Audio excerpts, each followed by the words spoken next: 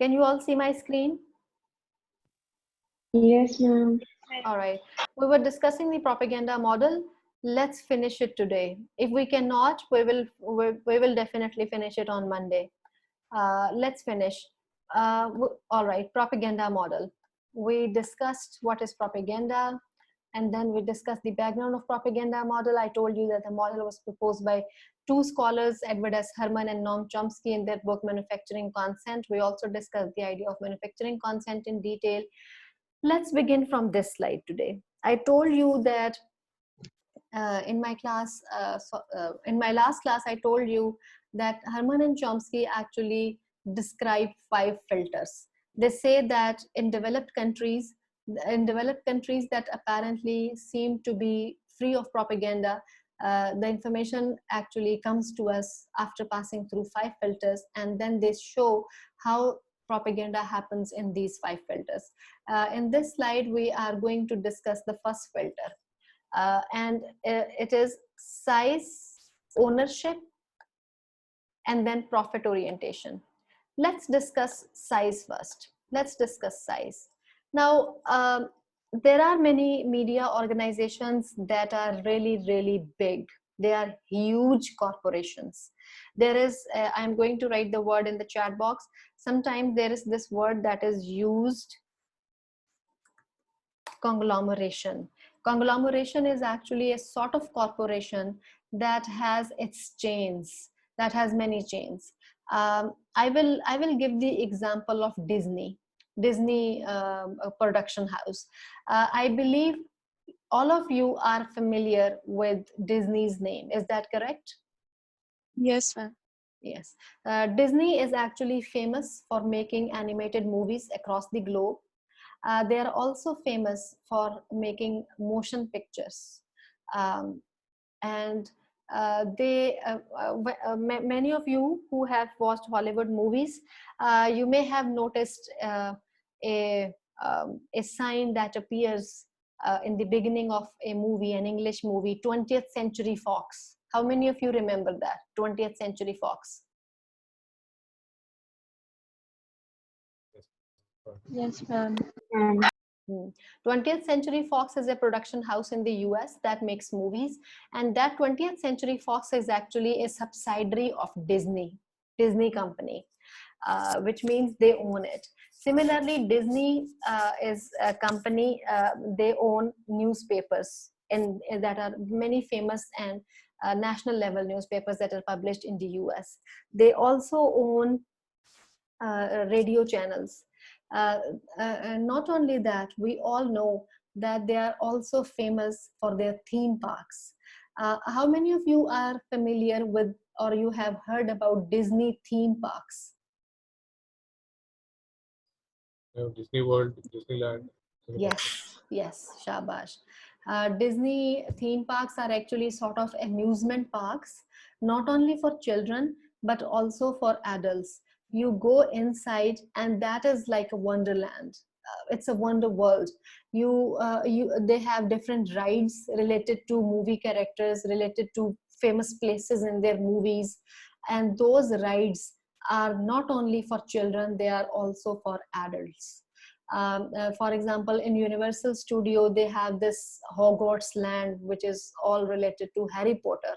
There was Hogwarts Castle, Hogwarts School in Harry Potter series. And Universal Studio is they made movies, so they have a complete section. It's like when you enter the section, it's like you enter Hogwarts.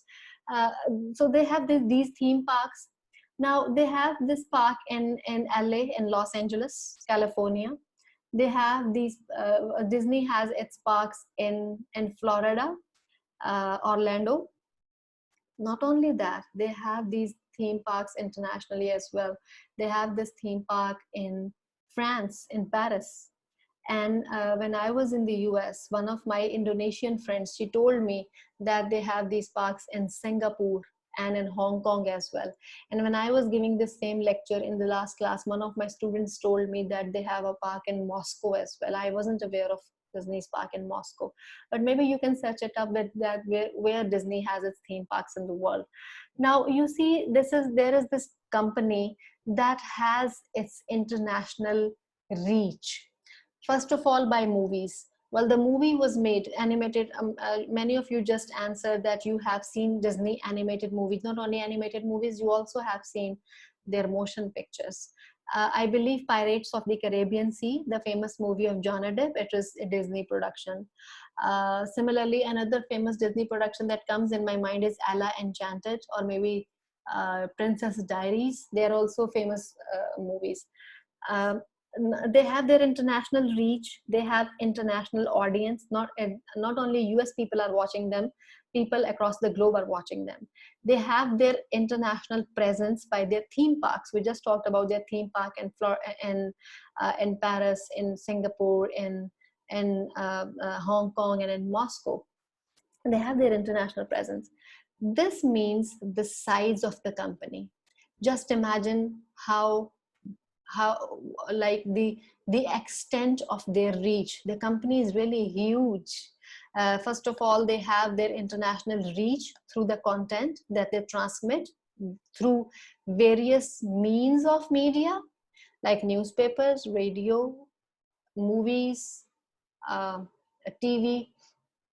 Similarly, think about their international presence that they have across the world.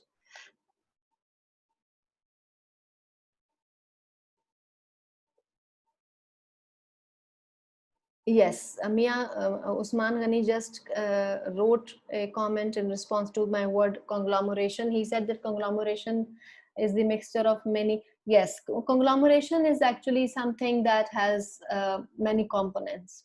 That is correct. But here we are talking about media conglomeration. You need to be aware of that.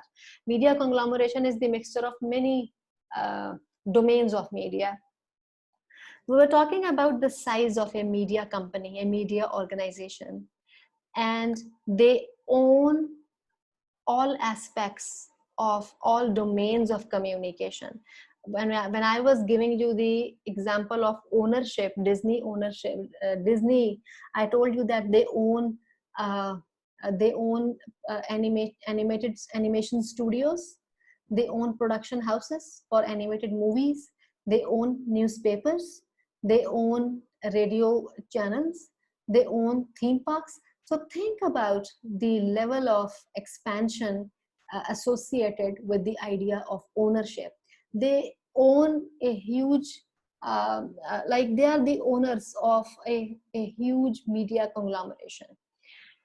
And depending upon the size of the company and depending upon the idea of ownership upon various domains of communication, of course, the company has profit orientation, which means their profit motives actually supersede, their profit motives exceed their utility,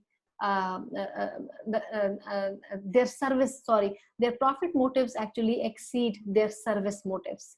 Apparently, the job of media is to serve people. There is the service element associated with media. Media's job is to serve people, to provide them information, to provide them education, to provide them entertainment, to provide them persuasion. So that is service. However, when their profit motives intervene, that their profit motives kind of exceed their service motives, and that affects the flow of information that gets to audience. This means that um, these powerful companies, of course, they would transmit information that expands their reach, that expands their economic reach, their global reach, even sometimes even political reach. These companies, they also expand their businesses. Their business motives overcome their service motives. So this is how the first filter works. Now, let's talk about the information that comes in bullets. And before that, let's talk about how we can translate this idea in our local Pakistani context.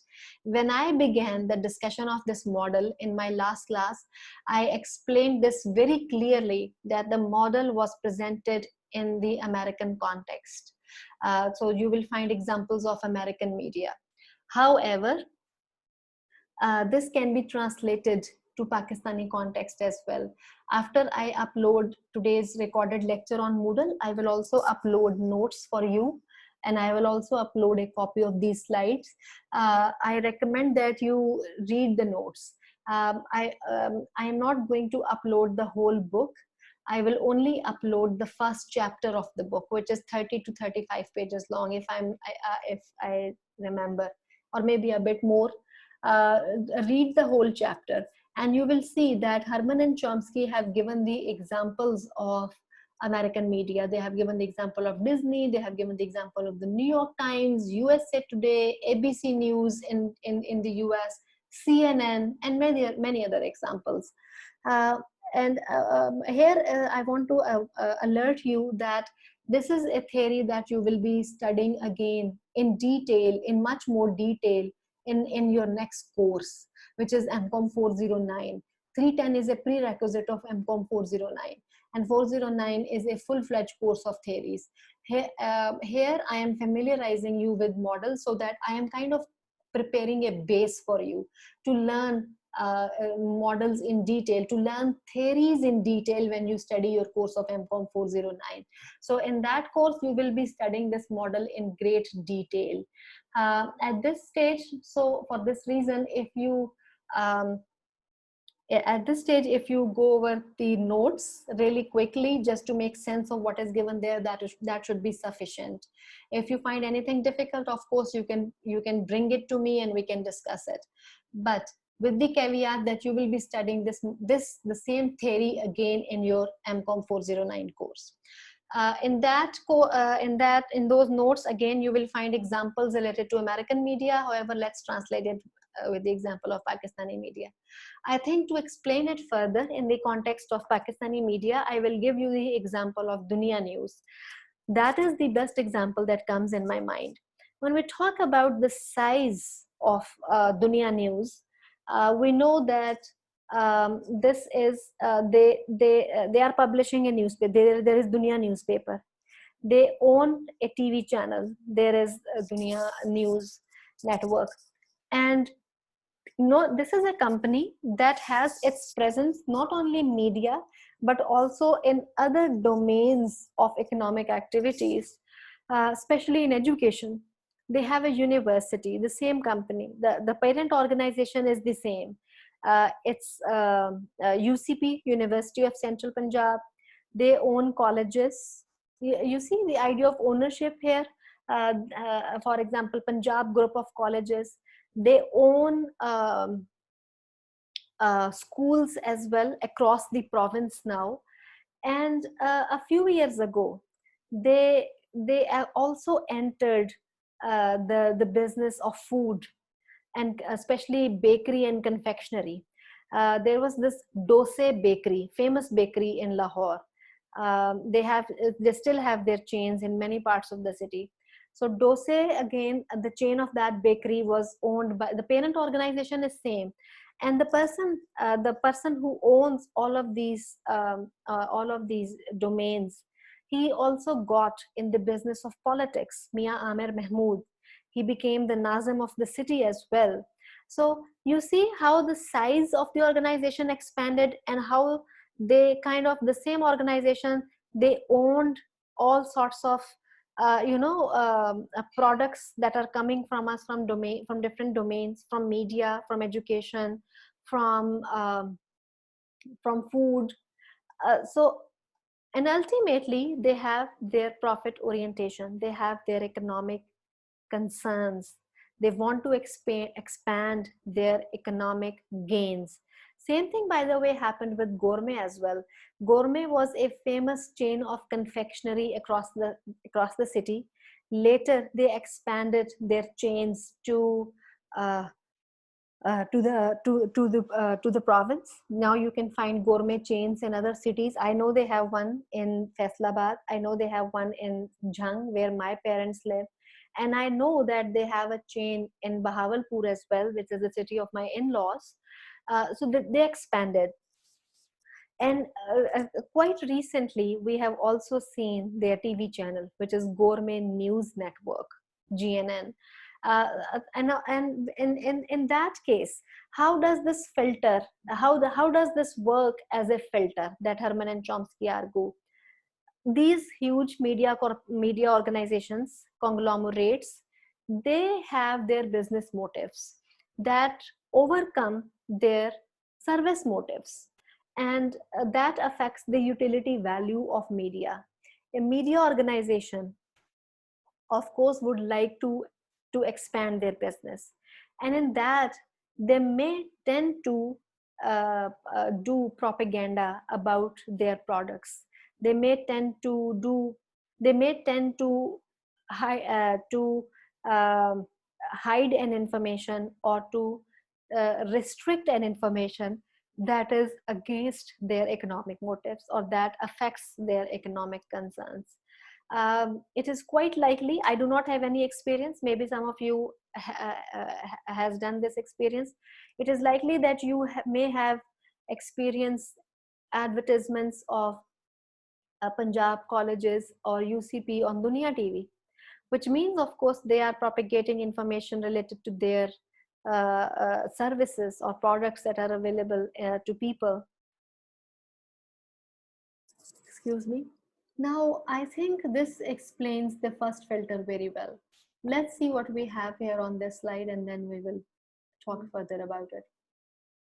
Large media organizations at times also happen to be multinational corporations. I gave you the example of Disney.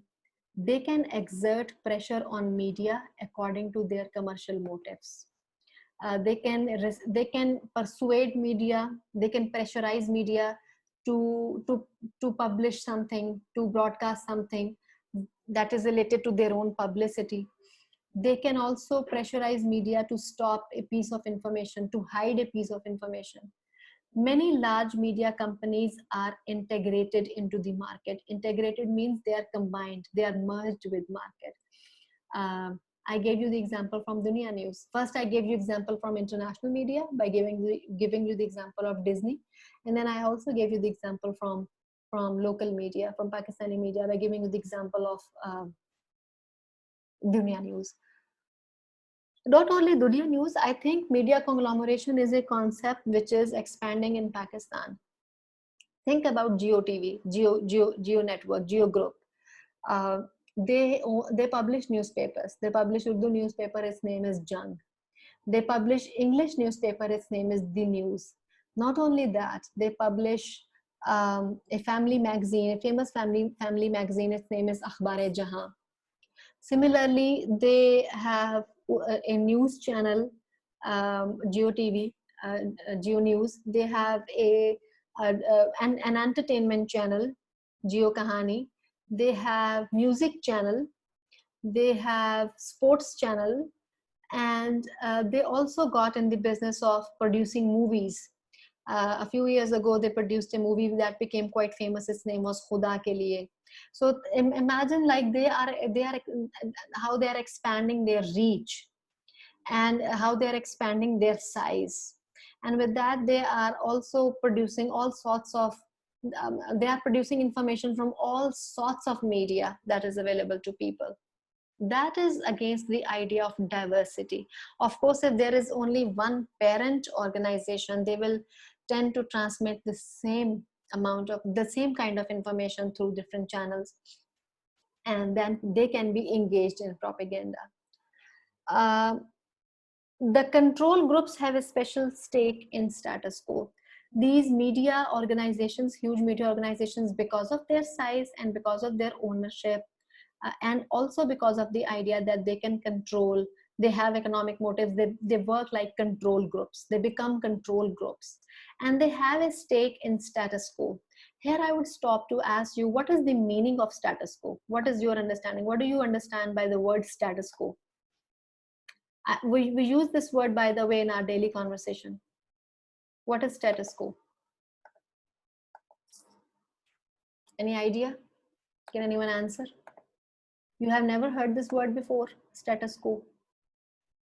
It's it's like a condition that is यानी कोई अगर condition बन गई है किसी company की तो उसको कहेंगे ये इसका स्टेटस quo है. Shabash. It's okay. Let me explain. And please pay attention to this very carefully because I may ask any of you to revise the same information for me. And it's important for you to understand. Status quo means to maintain things in the existing order. When you let things continue in the same order, that is status quo. Let me explain it with the help of an example. Status quo is, for example, we say in Pakistan, elites, they send their children to English medium schools. However, other people, non-elite people, they send their children to public schools where they learn Urdu. They cannot learn English. Now, in this situation, elites in Pakistan are not in favor of introducing a single curriculum, just one curriculum for everyone, where everyone reads the same book, where everyone reads the same English book, Urdu book, Islamiyat book, or whatever, because they want to maintain the status quo. How they want to maintain status quo? They want things to continue in the same order. They want the existing order to continue. Elites stay elites, non-elites stay non-elites. This is status. This is maintaining status quo. So many people, they are against the idea of some reforms in education, reforms in Pakistan's economy, because they want to maintain status quo. They want things to continue in the existing situation because the existing situation is benefiting them. Does this make sense? Yes, ma'am. Okay. So status quo is that wealthy people stay wealthy and poor people stay poor. You are like, you are running the system to maintain that status quo. You are running the system to maintain the same level of deprivation for poor people, the same level of exploitation for rich people. That is status quo. So the control groups have a special stake in status quo. The control groups are, of course, organizations that are big in size, that also that also own many means of production. They have a stake. They want to maintain the status quo. They wouldn't do anything that goes against their status quo. If they publish any information that damages their business, that hurts their business, that is going against the status quo. And why would they do that? Because they want to maintain the status quo. Now, does this all make sense? Yes, ma'am. Good. Yes, ma'am. Yes. Good. Can anyone repeat this information for me? You can speak, and anyone can speak. I'm not going to pick you now because I know that many of you are here only for the sake of attendance, which really doesn't matter for me. And for this very reason, I have decided not to upload recordings. Only just my job is to come and teach. And I have worked really, really hard for this course.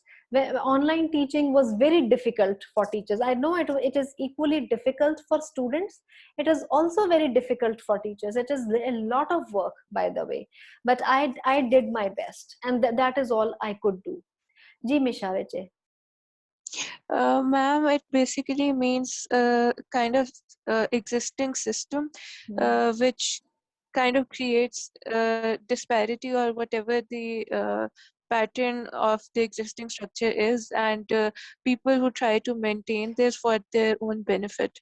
Shabash, shabash, good job. Yes. So and when media organizations they are of really big size, and they also own different contents of information, that gets to people, they are in a position to exert their control. So they become control groups and they want to run the system the same way it exists. All right. So this is how size and ownership and profit motives of mass media organizations, this is how they can act like first filter. They can act like a filter for the propaganda, for the they can act like a filter for the information that gets to audience. All these quotes, all these sentences that I have written on this slide, these are quotations from the first chapter of the book that I'll upload today. I'll probably do this sometime in the evening. All right. Now, I wrote this in the bold font because this is really, really important to consider. Dominant media firms are quite large businesses. Dunia News is a dominant media firm and it is a quite large business organization. I have just talked about this with examples. So dominant media firms are quite large businesses. They are controlled by very wealthy people. They are, I mean, these these are businesses and they are bringing money to them. They are controlled by very wealthy people or by managers who are subject to sharp constraints by owners. So owners of the media houses, of course, they will put sharp constraints on what information is going to media, what information they are restricting, or other commercial oriented gains. So managers are subject to sharp constraints by owners or other commercial oriented gains. I have already talked about this at great length to explain it to you. I'll stop here to take your questions, otherwise I'll go to my next slide. If no questions, I'll proceed to my next slide. All right, assuming you do not have any question, let's go to the next slide. This is the second filter.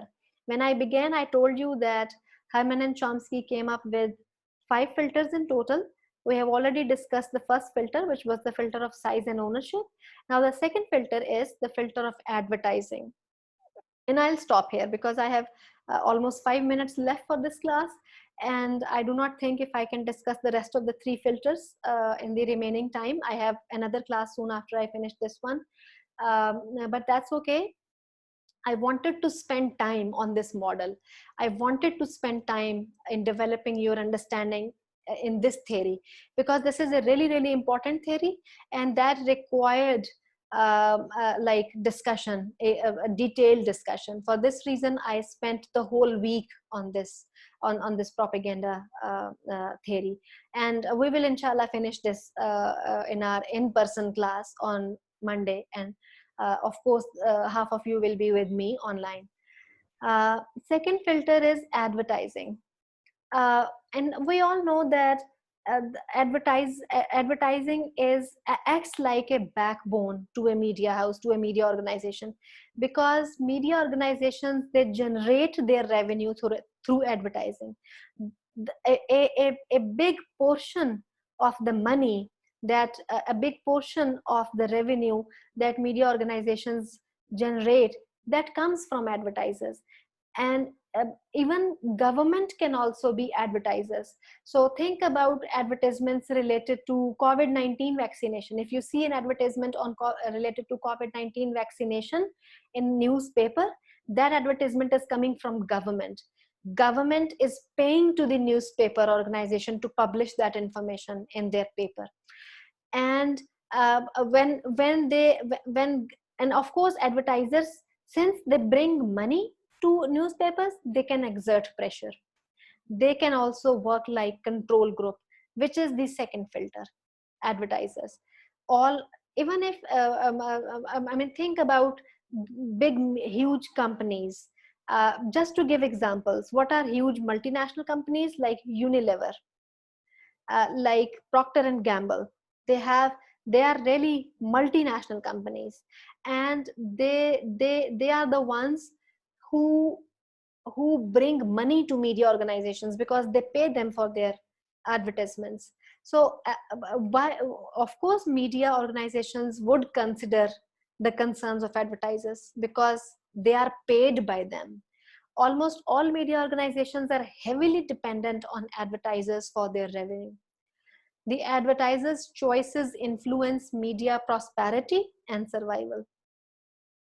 Okay, I'll end my today's lecture with this.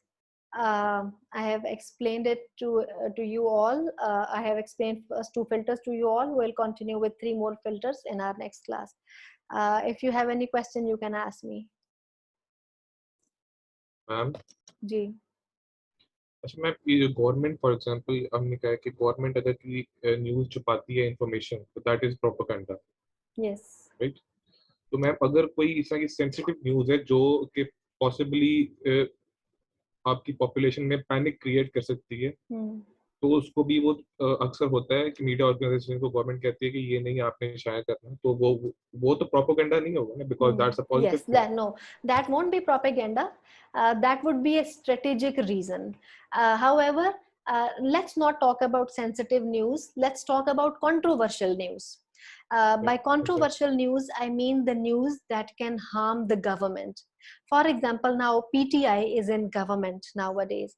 If there is a piece of information that can harm them, that can harm their reputation, and then they will have concern, what if our government is overthrown, what if our government is removed, what if we can, what if it affects our prospects of being elected in upcoming polls, in upcoming elections. In that case, that is propaganda. Okay? Thank you. Hadi, I remember you asked me another question in last class, but the time ended. What was that? Ma'am question ये था, मैंने बस बताना था उसके तो Jamal Khashoggi के बारे में कि उसकी एक मूवी भी बनी है हॉलीवुड में लास्ट ईयर दिसंबर में, थी बड़ी अच्छी मूवी है। Wait, I didn't know. Thank you for sharing that information. Movie का नाम है The Dissident, नाम है मूवी का। The Dissident. Acha. I think I read about this in newspaper. I haven't watched the movie, but very good example. Yeah. All right, students, thank you. If you do not have any questions, I'll end the session, and I am very happy to see you all on Monday, inshallah. Okay? In person and online as well. Thank you so much, and goodbye. Allah Hafiz. Allah Hafiz.